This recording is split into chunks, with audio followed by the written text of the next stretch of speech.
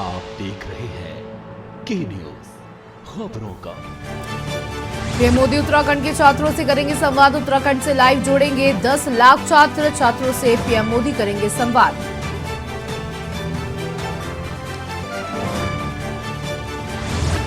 बद्रीनाथ धाम के कपाट खुलने की हुई घोषणा। बसंत पंचमी पर तय हुई तिथि 27 अप्रैल को शुभ मुहूर्त में खुलेंगे बद्री विशाल के कपाट। देहरादून के परेड मैदान में कार्यक्रम में सुरक्षा में चूक। सुरक्षा घेरा तोड़कर मंच तक पहुंची भीड़।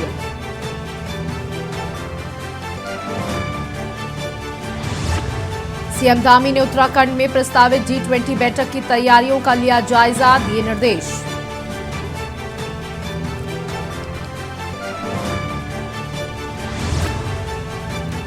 यूके SSSC में 619 पदों में परीक्षा परिणाम का लगातार बढ़ रहा इंतजार। चौतरफा घिर रहा आयोग। पहाड़ से मैदान तक बड़ी ठिठुरन, कोहरे ने बढ़ाई परेशानी। 29 से फिर बर्फबारी के आसार। आप देख रहे हैं के न्यूज खबरों का सारथी। नमस्कार, आप देख रहे हैं खबर उत्तराखंड, जहां मैं हूं आपके साथ सौम्या। सबसे पहले बात करते हैं देहरादून की, जहां सूबे में परीक्षा पर चर्चा कार्यक्रम की सभी तैयारियां पूरी कर ली गई हैं। शिक्षा विभाग द्वारा पूरी की गई तैयारियां। प्रदेश भर में 5464 स्कूलों में कार्यक्रम का होगा प्रसारण। प्रधानमंत्री नरेंद्र मोदी के कार्यक्रम को लेकर बच्चों में खासा उत्साह। प्रदेश भर के करीब 10 लाख से अधिक स्टूडेंट्स लेंगे भाग।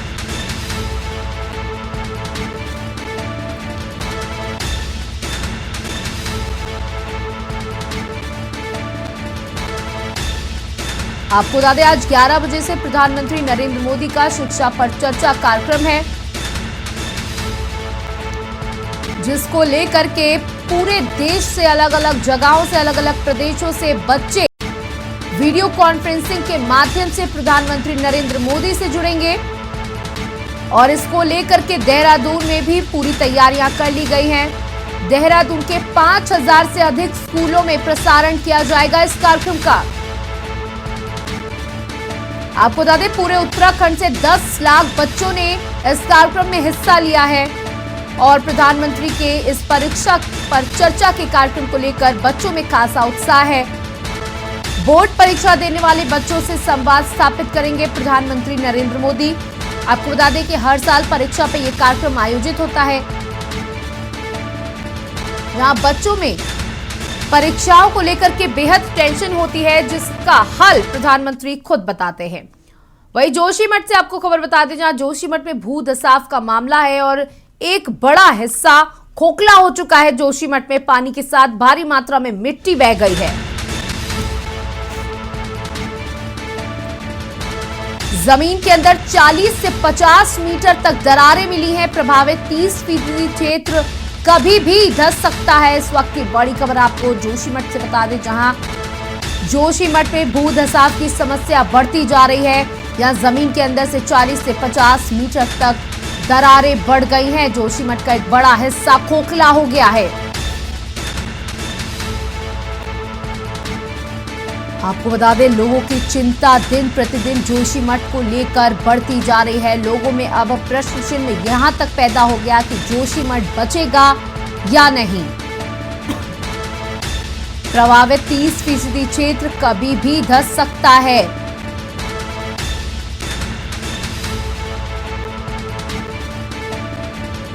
आपको बता दें, जोशीमठ में जिन भवनों में दरारें पड़ी थी, उसकी संख्या निरंतर बढ़ती जा रही है। और अब तो बड़ी खबर ये आई है कि 40 से 50 मीटर तक दरारें जमीन के अंदर मिली हैं, जिससे पानी के साथ बड़ी मात्रा में मिट्टी बह गई है। और एक बड़ा हिस्सा जोशीमठ का 30% हिस्सा जोशीमठ का खोखला हो चुका है। आपको बता दें, ये पर्यावरणिक आपदा जोशीमठ में निरंतर बढ़ती जा रही है, जहां सड़कों में दरार है, लोगों के घरों में दरार है, होटलों में दरार है। साथ ही आपको बता दें, ये एक ऐसा सीजन होता था जब जोशीमठ में पर्यटकों की जमावड़ा देखने को मिलता था। औली जैसे जहां पर ट्रैकिंग सबसे बड़ी ट्रैकिंग मानी जाती है औली में, वहां पर भी पर्यटकों की संख्या इस बार 0 के बराबर है। वहीं देहरादून में कांग्रेस नेता राहुल गांधी जोशीमठ पहुंचेंगे। आपको बता दें कि राहुल गांधी जोशीमठ को लेकर संजीदा है।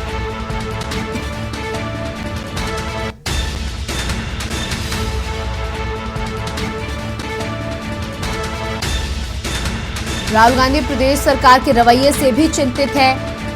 उन्होंने कहा कि रिपोर्ट एनटीपीसी को क्लीन चिट दे दी गई है, बिना जियोलॉजिस्ट की रिपोर्ट आए ही क्लीन चिट दे दी। ट्रैक्टर ट्रॉली के माध्यम से ज्ञापन सौंपा गया है। वहीं कालाडूंगी विधानसभा में किसानों ने गणतंत्र दिवस के दिन बैलपाड़ाव क्षेत्र से कालाडूंगी तहसील तक ट्रैक्टर रैली निकालकर कालाडूंगी एसडीएम के माध्यम से राष्ट्रपति को ज्ञापन भेजा। वहीं किसान यूनियन के जिलाध्यक्ष भगवान सिंह रौतेला ने बताया कि प्रधानमंत्री के किसान आंदोलन के समय दिए गए आश्वासन पूरे न होने के कारण आज कालाडूंगी एसडीएम के माध्यम से राष्ट्रपति को ज्ञापन भेजा गया है। वहीं उन्होंने कहा कि अगर उनकी मांगे नहीं मानी गई तो उग्र आंदोलन को बाध्य होंगे व दिल्ली की तरफ इस रैली को लेकर जाएंगे। उन्होंने कहा कि हमारी सरकार से अपील है कि सरकार द्वारा किसानों को दिए गए आश्वासन व मांगे जल्द पूरी की जाएं।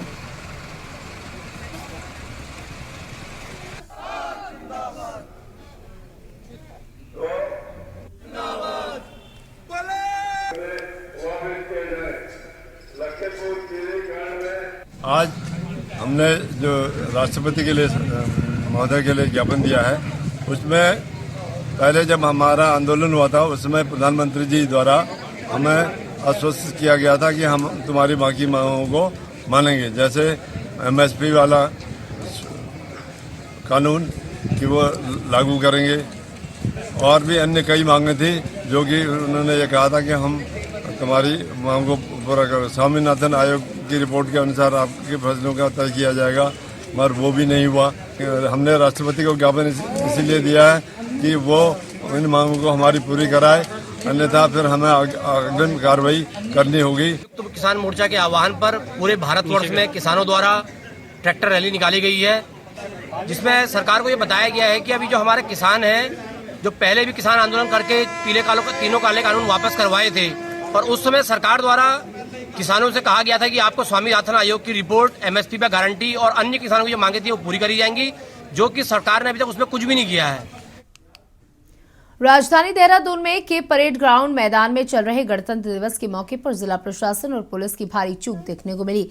बता दें कि परेड मैदान में चल रहे कार्यक्रम में राज्यपाल और मुख्यमंत्री पुष्कर सिंह धामी सहित कई वीआईपी मौजूद रहे, जहां मैदान में चल रहे सांस्कृतिक कार्यक्रमों को देखने के लिए स्थानीय लोगों का हुजूम भी उमड़ा था और सुरक्षा तोड़ लोग पंडाल के पास पहुंच गए। वहीं आनन फानन में पुलिस ने अधिकारियों ने किसी तरह भीड़ को काबू में किया।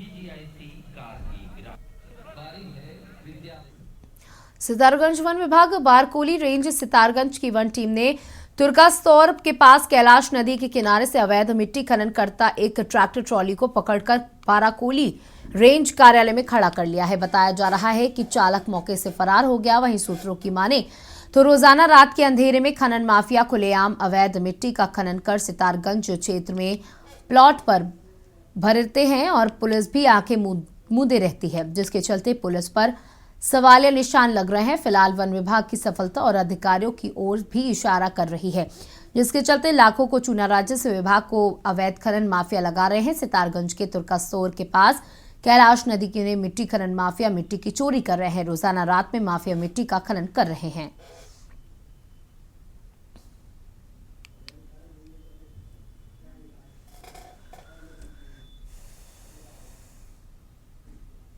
कालाडूंगी विधानसभा में किसानों ने गणतंत्र दिवस के दिन बैलपड़ाव क्षेत्र से कालाडूंगी तहसील तक ट्रैक्टर रैली निकालकर कालाडूंगी एसडीएम के माध्यम से राष्ट्रपति को ज्ञापन भेजा। वहीं किसान यूनियन के जिलाध्यक्ष भगवान सिंह रौतेला ने बताया कि प्रधानमंत्री के किसान आंदोलन के समय दिए गए आश्वासन पूरे न होने के कारण एसडीएम के माध्यम से राष्ट्रपति को ज्ञापन भेजा है।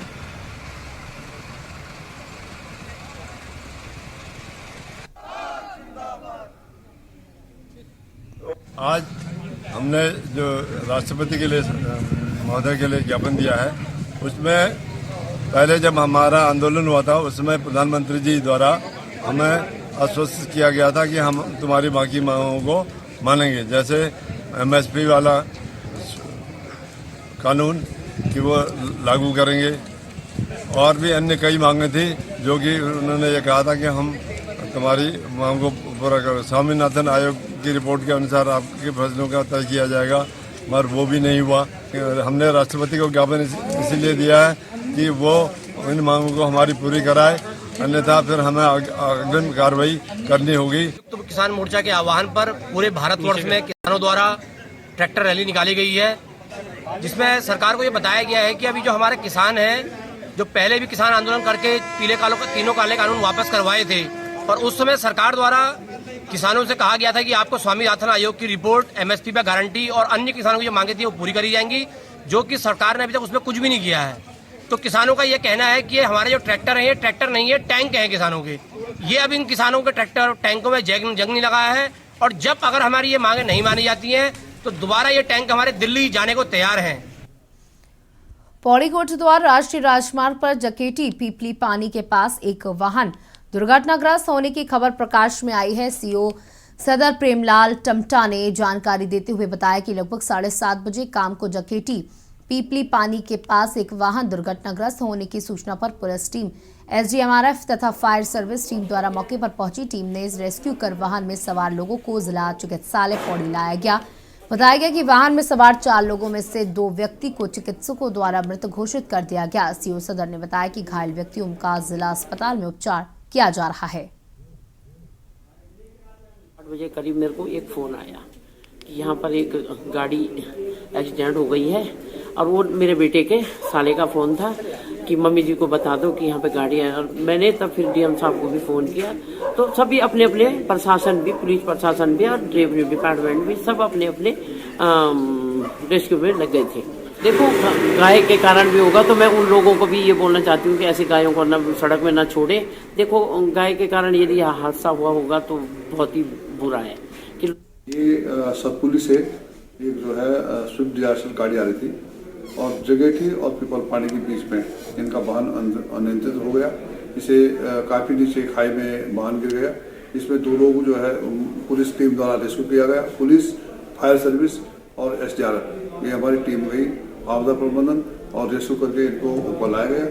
2 लोग चोटिल थे, इनको जो है इलाज चल रहा हॉस्पिटल में। 2 लोग जो है मृत घोषित कर दिए डॉक्टरों ने। कुछ लोग लगभग जो है ये कलेक्ट्रेट में इनकी जॉब करते हैं, और यही हमें अभी तक सूचना। और यहाँ रुकने एक छोटे से ब्रेक के लिए। आप देख रहे हैं केडी।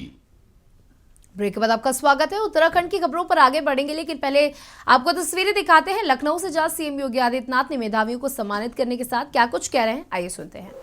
छात्र छात्राओं को कोई समस्या न हो, 2 करोड़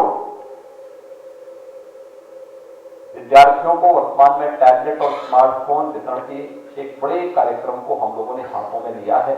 अब तक 20 लाख से अधिक छात्र छात्राओं को यह सुविधा उपलब्ध करवा चुके हैं। ये देश के अंदर सबसे बड़ी तकनीकी रूप से सक्षम बनाने की शासन की प्रक्रिया का हिस्सा है। उत्तर प्रदेश सरकार इस कार्यक्रम को आगे बढ़ा रही है। आज यहां पर हमारे लिए अत्यंत महत्वपूर्ण है कि विगत 5.25 वर्ष के दौरान प्रदेश सरकार ने शिक्षा के क्षेत्र में अनेक कदम उठाए हैं। केंद्र और राज्य सरकार मिलकर के कार्यक्रमों को अच्छे ढंग से आगे बढ़ा रही है। मुझे याद है 2017 में जब हम लोग आए थे, बेसिक शिक्षा परिषद की स्थिति बहुत खराब थी, और मैं स्वयं एक जनपद में गया था, तो जिला मुख्यालय के पास एक विद्यालय था। मुझे वहां के प्रधानाचार्य ने बताया, वहां के बेसिक शिक्षा अधिकारी ने बताया कि विद्यालय इस बार बंद हो जाएगा, हम वहां पे जो हमारे 2-3 शिक्षक हैं इनका क्या करें। तो मैंने कहा विद्यालय बंद हो रहा है तो शिक्षकों को घर भेजो, तो रह करके क्या करेंगे। लेकिन मेरे मन में आया कि वास्तव में आखिर बेसिक शिक्षा परिषद के प्रति लोगों के मन में इतना वैराग्य भाव क्यों है, क्यों नहीं बच्चे जा रहे हैं? या तो इंफ्रास्ट्रक्चर नहीं है, या वहां पे पठन पाठन का उचित माहौल नहीं है, या फिर किसी न किसी प्रकार से कोई ऐसा कारण जरूर है कि लोग वहां पर आना नहीं चाहते, उसके प्रति आकर्षित नहीं होना चाहते। मैंने वहां पर उन लोगों के सामने एक टारगेट दिया था कि भाई देखो, आप ये सुनिश्चित करो कि जो जितने भी शिक्षक हैं या शिक्षा मित्र हैं, लोग एक एक घर में जाकर के लोगों की काउंसलिंग करें। स्कूल जाने वाले हर बच्चे को, और बालक हो या बालिका हो, स्कूल लाने के लिए प्रेरित करें। मैं जब बुंदेलखंड की यात्रा में निकला था तो ये बुंदेलखंड में मैं देखता था कि बच्चे स्कूल जाते थे तो नंगे पैर जाते थे, बिना यूनिफॉर्म के जाते थे। बहुत सारे बच्चे ऐसे होते थे कि अंडरवियर पहना है, ऊपर शर्ट, बिना शर्ट पहने स्कूल जा रहा है। और बालिकाओं की संख्या खासतौर पर नंगे पैर चलने की, स्कूल में जाने की बड़ी संख्या थी। तब हम लोगों ने तय किया कि एक बेसिक शिक्षा परिषद के हर स्कूल में हम बालकों को यूनिफॉर्म देंगे, बैग देंगे, बुक्स भी देंगे, जूते मोजे भी उपलब्ध कराएंगे, स्वेटर भी उपलब्ध करवाएंगे। और वर्तमान में 1 करोड़ 95 लाख बच्चों को सुविधा हम लोग डीबीटी के माध्यम से उपलब्ध करवा रहे हैं। इसके अलावा ऑपरेशन कायाकल्प का एक कार्यक्रम चलाया गया। ये कार्यक्रम विशुद्ध रूप से जन सहभागिता का कार्यक्रम था। बाद में हमने कन्वर्जन के माध्यम से भी और शासन से भी कुछ धनराशि उपलब्ध करवा करके इस कार्यक्रम को सफलतापूर्वक आगे बढ़ाया था। मुझे प्रसन्नता है कि ऑपरेशन कायाकल्प ने बेसिक शिक्षा परिषद के स्कूलों के वास्तविक कायाकल्प को आगे बढ़ाने में मदद की। लेकिन जो पहला विद्यालय मेरे सामने आया था, आज मुझे प्रसन्नता होती है, उस विद्यालय में 350 से अधिक बच्चे हैं और बहुत अच्छा चल रहा बेसिक शिक्षा परिषद का विद्यालय। यानी अगर हम ध्यान दें तो क्या नहीं हो सकता। और विगत 5 वर्ष के दौरान कोरोना जैसी महामारी के बावजूद इन स्कूलों में बच्चों की संख्या में काफी बढ़ोतरी हुई। उस बढ़ोतरी को देखते हुए मेरा मानना है प्रदेश भर में अगर हम देखेंगे लगभग 60 लाख बच्चे अतिरिक्त बढ़े हैं बेसिक शिक्षा परिषद के स्कूलों में। ये संख्या दिखाती थी कि इतने बच्चे अब स्कूल नहीं जा पाते थे, या उन्हें स्कूल जाने के लिए प्रेरित नहीं किया जाता था, या उनके पास इस प्रकार के साधन नहीं थे। आज वे सभी स्कूल जा रहे हैं, ये हमारे लिए प्रसन्नता का विषय है। और इस दौरान अनेक कार्यक्रम केंद्र और राज्य सरकारों ने प्रारंभ किए, खासतौर पर निपुण भारत कार्यक्रम, जिसमें अभी विद्या समीक्षा केंद्र का एक उद्घाटन का कार्यक्रम भी संपन्न हुआ है। इसके अलावा प्रदेश भर में अन्य तमाम प्रकार के जो कार्यक्रम चल रहे हैं, ये सभी बहुत ही रचनात्मक है, बहुत ही सकारात्मक है। और ये चीजें दिखाती हैं कि अब सर्वे दिखाते हैं कि उत्तर प्रदेश के अंदर स्कूली शिक्षा के बेहतरी के लिए जो प्रयास हुए हैं उसके सार्थक परिणाम हम सबके सामने आज दिखाई दे रहे हैं। दूसरा, हाई स्कूल और इंटरमीडिएट की परीक्षा में यूपी बोर्ड के हर केंद्र में लगभग हर जनपद के अंदर नकल एक सामान्य प्रक्रिया का हिस्सा बन गया है। उस पर प्रभावी अंकुश लगाया गया। आज प्रदेश के अंदर अगर आप देखेंगे तो यद्यपि पिछले 3 वर्ष के अंदर कोरोना जैसी महामारी के कारण रेगुलर परीक्षा कराने में कुछ दिक्कतें हुई। 21-22 में हम लोगों को 20-21 में तो बच्चों को प्रमोट करना पड़ा था, लेकिन फिर भी जहां पे परीक्षाएं होती थी उसमें देखने को मिला कि उससे पहले भी कि किसी भी जनपद की पूरी परीक्षा को निरस्त नहीं किया गया। उसकी शुचिता और पारदर्शिता को बनाए रखने में पूरी मदद की गई, उन कार्यक्रमों को आगे बढ़ाने का कार्य हुआ है और आगे भी बच्चों के अंदर एक स्वस्थ प्रतिस्पर्धा जन्म ले, वो विद्यालय स्तर पर हो। अभिभावक बच्चों को उसके लिए तैयार करें। दुनिया के अंदर अपनी परीक्षा में अच्छा अंक प्राप्त करना ये अच्छी बात है, लेकिन किसी बच्चे को इसके लिए बाध्य नहीं करना, बहुत दबाव नहीं बनाना। आखिर जिसकी जितनी क्षमता होगी, उसके बौद्धिक और उसके शारीरिक विकास के अनुरूप उसकी जितनी क्षमता होगी उतना परिणाम वो दे देगा। लेकिन उससे अतिरिक्त दबाव बना करके हम उसके साथ अन्याय करते हैं। और अक्सर ये होता है कि बच्चा अवसाद में चला जाता है, तनाव में रह करके कि ज्यादा अंक प्राप्त करने के लिए स्वस्थ प्रतिस्पर्धा आवश्यक हो, या अच्छा करने के लिए लोगों के मन में स्वस्थ प्रतिस्पर्धा का भाव हो, ये अच्छा है। लेकिन हम दबाव बना करके या शॉर्टकट का रास्ता अपना करके उसे सफलता की ओर अग्रसर करने का प्रयास करें, ये उसके लिए घातक हो सकता है। इस पर ही आज आदरणीय प्रधानमंत्री जी ने इस पर एग्जाम वॉरियर्स नाम की जो पुस्तक लिखी है, और आज परीक्षा पे चर्चा पर कुछ ही देर में उनका मार्गदर्शन पूरे प्रदेश और देशवासियों को प्राप्त होने जा रहा है। खासतौर पर बोर्ड की परीक्षा में बैठने वाले या हर उस छात्र के लिए उपयोगी है जिससे भविष्य में किसी न किसी परीक्षा का सामना करना है। इस दौरान बहुत सारे बच्चे अवसाद में आकर के कुछ गलत कदम उठा देते हैं। इस प्रकार की स्थिति नहीं न हो, और इसलिए हमारा सभी लोगों से यह अपील होगी कि छात्र छात्राएं भी अवसाद से मुक्त होकर के, तनाव से मुक्त होकर के इसके लिए अपने आप को तैयार करें। इसी प्रकार से अभिभावक भी और विद्यालय के प्रधानाचार्य और प्रबंधन भी इस बात को सुनिश्चित करें कि किसी भी प्रकार से कोई ऐसा तनावपूर्ण माहौल परीक्षा के दौरान नहीं होना चाहिए। इस पर आज आदरणीय प्रधानमंत्री जी का मार्गदर्शन कुछ ही देर में प्राप्त होगा। आज के इस अवसर पर मैं एक बार फिर से प्रदेश भर के अपने सभी मेधावी छात्रों को हृदय से बधाई देता हूं। कुछ अच्छा करने का एक भाव उनके मन में हो, लीक से हट करके कुछ नया करने का एक भाव उनके मन में हो, इस विश्वास के साथ जो पिछले 6 वर्ष के अंदर परिवर्तन प्रदेश के अंदर हम लोगों ने स्कूली शिक्षा में किया है, इसको और बेहतर करने का हम प्रयास करेंगे। इस विश्वास के साथ आप सबके प्रति मेरी शुभकामनाएं। धन्यवाद। जय हिंद।